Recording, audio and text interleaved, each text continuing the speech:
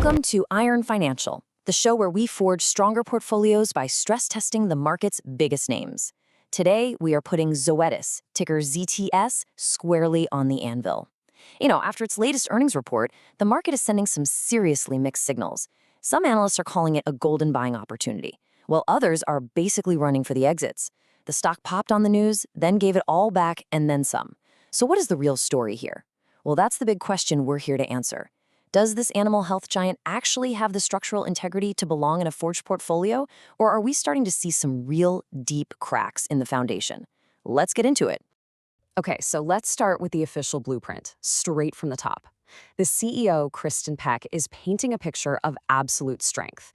You hear those words, strength, resilience. She's talking about a diverse portfolio, global reach. This is the bull case, right here in a nutshell. They're telling the market that this structure is fundamentally sound, that it's built with the best materials, and that it's ready to withstand any economic storm that's coming. This is management's promise. This is their official statement of integrity. Whoa, hold on a minute though. If that blueprint is so perfect, why did the market shudder? I've seen reports saying the stock jumped, and I've seen others saying it dropped a full 5%. That kind of volatility, that tells me the street is not buying the story wholesale. It's just not. When the CEO is out there saying resilience and the ticker stumbles like that, for me, that's a massive red flag. And that's exactly why we're here. My job is to figure out if that quote is a statement of fact or if it's just, well-crafted boardroom hype designed to keep investors calm. The conflict is crystal clear, and we are going to get to the bottom of it. To get to the bottom of this, we are going to conduct a full structural inspection. It's the only way. So, first, we're going to examine the Zoetis blueprint, what this company actually is, what it's made of. Then we'll get to work forging the top line, really drilling deep into their revenue numbers. After that, we check the foundation. We're talking profitability, financial health. Then comes the most important part. We're going to scan for cracks, looking for any and all hidden weaknesses. Exactly. We'll look at their forecast for 2026. And finally, we'll deliver the official Iron Financial verdict. Okay, let's dive right in. Before we even touch the numbers, we need to understand the machine itself. Look, Zoetis isn't just another company. It is a titan in its space. This was a former division of Pfizer, remember, and it's now the world's leading animal health company. We're talking about a global behemoth that plays an absolutely critical role in the health of both the pets we have in our homes and the livestock that, feeds the entire world. The sheer scale of this operation is what's truly impressive. I mean, just look at this. We are talking about nearly $9.5 billion in annual revenue and operations in over 100 countries. That is a massive, massive global footprint. Yeah, and it's really important to understand the two main pillars holding this thing up. It's not just about your dog or your cat. The companion animal segment is huge, of course, but their livestock business is absolutely essential for the global food supply. That's a completely different and, you could argue, a much more resilient customer base. That's right, and these key franchises you see here, they're the engines driving all that revenue. We're talking about things like flea and tick medications, skin treatments for pets, critical vaccines, and a really fast-growing diagnostics business. This is a diversified, powerful structure from the ground up. And this slide right here brilliantly illustrates their dominance. These aren't just product lines. These are kingdoms that they rule. They are, number one, undisputed number one in dermatology and pet pain management. I want you to just think about every single pet out there with itchy skin or arthritis. Zoetis is the market leader there. It's their turf. And hey, being number two in parasiticides is nothing to sneeze at either. That market, we're talking flea, tick, heartworm prevention, it's absolutely enormous, and it's recurring revenue. People buy that stuff every single month, like clockwork. Exactly. These are the core load-bearing columns of the entire enterprise. Their market position is their fortress. All right, so that's the blueprint. Now let's start forging these numbers and see what they're really made of. We're moving on to the top line. Revenue is the lifeblood. It's the raw steel of any company. Is it growing? Is it strong? Or is it getting brittle? Let's find out. So here's the headline number, $9.5 billion for the full year 2025. That's up a solid 6% on an organic basis. And for anyone new to this, organic just means growth that comes from their core operations. It strips out funky stuff like currency fluctuations or acquisitions. It is the purest measure of business performance you can get. Yeah, and look, in this economic environment, 6% growth for a company of this size is solid. You really can't deny that. On the surface, this looks like a well-oiled machine just humming along exactly like the CEO promised. So the big question is, where is that 6% growth actually coming from? Well, the breakdown here is really telling. The international segment is the absolute powerhouse, pulling some serious weight with 8% growth. The livestock division is also firing on all cylinders, also growing at 8%. This is the part of the story that management really wants you to focus on, that global strength and the resilience of the food animal business. But wait a second. Let's look at that US number. 4% organic growth. I mean, come on, that is not a powerhouse. That's barely treading water. It's maybe not even beating inflation. The US is their single biggest, most important market, and it is lagging badly behind everything else. So what's going on here? Is this a sign of market saturation? Is the competition starting to eat their lunch? Or is the American pet owner finally starting to pull back on spending? Now, 4% isn't a crisis, but you're right, it's a potential hairline crack in their main support beam. We definitely need to dig into this. That's a fair challenge, a very fair challenge. But let's not ignore the engines that are still roaring within that US market. Just take a look at the Simparica franchise. This is their big line of flea, tick, and heartworm products. It is a $1.5 billion business all on its own, and it grew a massive 12% last year. Their flagship product, Simparica Trio, just crossed $1 billion in US sales, alone. Okay, that is a serious number. I'll give you that. So basically, one product is propping up the entire US companion animal segment. It is doing some incredibly heavy lifting, yes, and it really shows the power of their innovation. And this is exactly why, when you see a product like Simparica Trio, you really start to understand the power of their R&D department. This isn't just another pill. It's a triple combination parasiticide that has quickly become the top choice for veterinarians all over the country. It's a testament to their research. And you know what? To their marketing muscle too. So the bull case is that even if the broader market is a little soft, their blockbuster products can outperform and literally carry the company on their back. Precisely. This single franchise is the engine that is pulling the entire companion animal train forward, especially in that sluggish US market. And it is not just Simparica. Look at these other growth drivers. The diagnostics business grew by an incredible 13%. This is a huge strategic win for them. What they do is vets install Zoetis' diagnostic equipment in their clinics, which then creates a classic razor and blade business model. They sell the machine, and then they get to sell the high-margin consumables for years and years to come. It's incredibly sticky revenue. And that dermatology franchise, even at 6% growth, is still a $1.7 billion business. I mean, that's larger than many entire companies. So the argument is that even with that weak US number, the individual components are still incredibly powerful. That is the bull case. There are multiple pillars of strength here holding up that top line. All right, revenue is one thing, but it doesn't mean a thing if the company isn't actually profitable. A strong structure isn't just tall, it has to have a solid foundation. So now we move from the top line all the way down to the bottom line. Is Zoetis actually making money? Is the business efficient? This is where we measure true financial strength. And here's the crucial number. Their adjusted net income for the year came in at $2.8 billion. That is up 7% on an organic basis. Now notice this. Profit is growing even faster than their 6% revenue growth. Yeah, that's called operating leverage. It means that for every new dollar of sales that comes in the door, more of it is dropping straight to the bottom line. It tells you that they have pricing power, and it tells you they're managing their costs very effectively. It is the sign of a healthy, well-managed company. From this angle, the foundation looks absolutely solid. Let's just drill down on that for a second. An adjusted gross margin of nearly 72% it's incredible. Think about that. For every dollar of product they sell, almost 72 cents is gross profit before you even get to other expenses. That is a fortress-like moat around their business. It speaks to the power of their brands and their patents.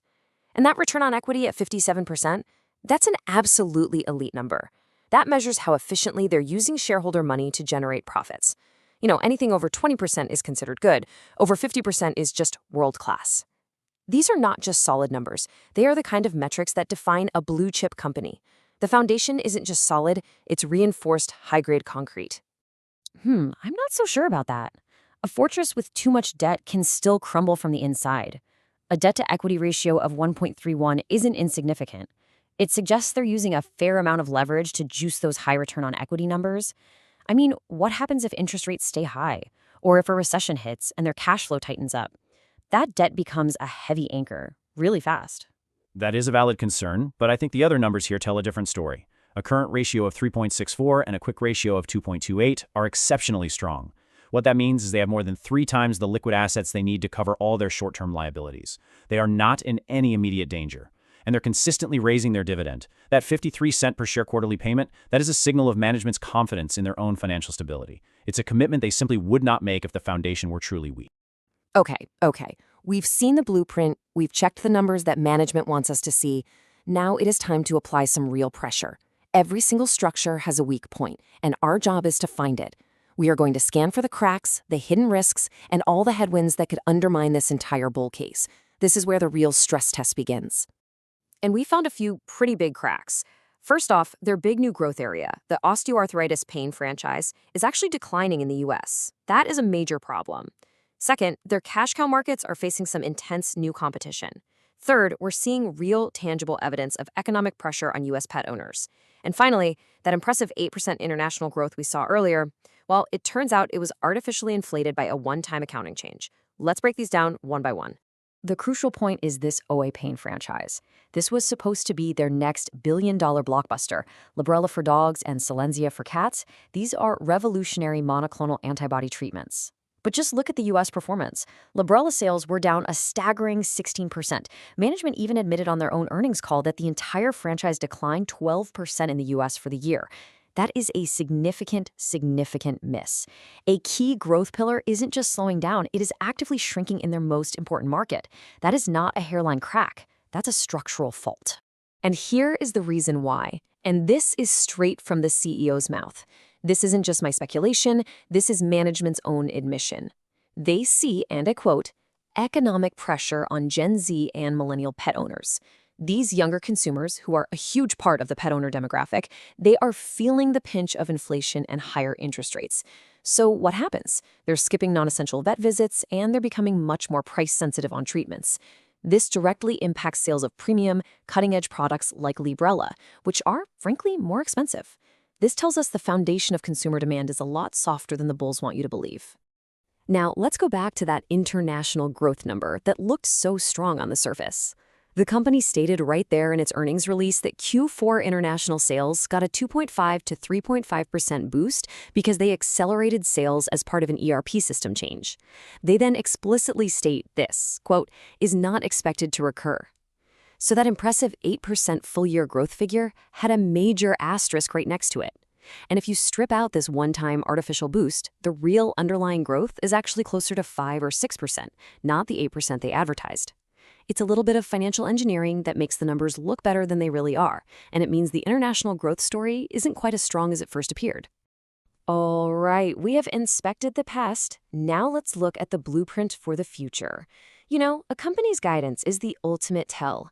It's management putting their reputation right there on the line and telling Wall Street exactly what they think they can deliver.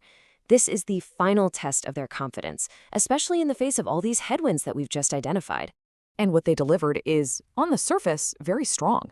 Their revenue guidance of $9.8 to $10 billion is higher than the Wall Street consensus of $9.7 billion. Same story for earnings per share. Their forecast of $7 to $7.10 is well above the street's expectation of $6.81. So management is essentially looking at the market and saying, you guys are too pessimistic. We can do better. That is a very confident stance to take. It's a clear signal of confidence. Management is looking at all the same pressures that we are, and they are still guiding above expectations. This is the core of the bull argument right now. But you have to read the fine print. You always have to read the fine print. Look at the organic revenue growth forecast, 3 to 5%. They just delivered 6% for 2025. This guidance, while it does beat a low consensus, is a clear admission of a significant slowdown. They are telling you point blank that growth is decelerating. So the real question is, why are they beating expectations? Is it just because Wall Street's expectations were too low to begin with? I mean, a slowdown from 6% to potentially as low as 3%, that is not a bullish sign. It is a warning flare. And it really seems like Wall Street sees that warning flare. Despite the guidance beat, just look at the analyst ratings. The majority consensus is hold. You have 7 analysts telling investors to stand pat, while only 5 are saying buy. Now, if this was a clear-cut story of strength and resilience, you'd see a lot more buy ratings. The fact that most analysts are just sitting on the fence tells me that the concerns about the U.S. market, the OA franchise, and that growth slowdown, they are real and they are weighing on the stock's potential. The street is simply not convinced. Okay, We have run the stress test. We have examined the blueprints, we forged the numbers, we checked the foundation, and we have scanned for every single crack we could find. Now it is time to weigh all the evidence. It is time for the iron financial verdict. Is Zoetis a durable, long-term holding, or is it a value trap for unsuspecting investors? Let's just put it all out on the table. The bull case is clear. Zoetis is a market leader with an incredible moat, which is proven by its stellar profitability and margins. Its international business is still growing, its guidance beat expectations, and it operates in the very resilient animal health industry. But that bear case is just as compelling. Growth is clearly slowing down. The critical U.S. market is sputtering. A key new product line that was supposed to drive future growth is now in decline. Competition is heating up, and their core consumer is showing very clear signs of economic stress. So, here is our final verdict. Zoetis has a durable core. The company's foundation, its profitability, its market leadership, its global scale is undeniably strong. This is not a company that's going to collapse. However, it is clearly entering a period of significant near-term turbulence. The cracks are real. The slowing growth is not a fluke. It's a trend that is baked right into their own guidance. Investors really need to brace for some serious headwinds here. And that leaves us with the ultimate question for the future. The company, they talk a big game about their R&D pipeline. They claim to have 12 potential blockbuster products in development. The crucial point is this: can that innovation engine deliver new growth drivers fast enough to offset the slowdown in their current portfolio and fight off that intensifying competition? The long-term integrity of this investment rests entirely on their ability to build the next big thing, and to do it quickly. That is the story to watch. Quick disclaimer, everything I share is for entertainment and informational purposes only. I'm not a financial advisor, so please do your own research or talk to a professional before making any moves with your money.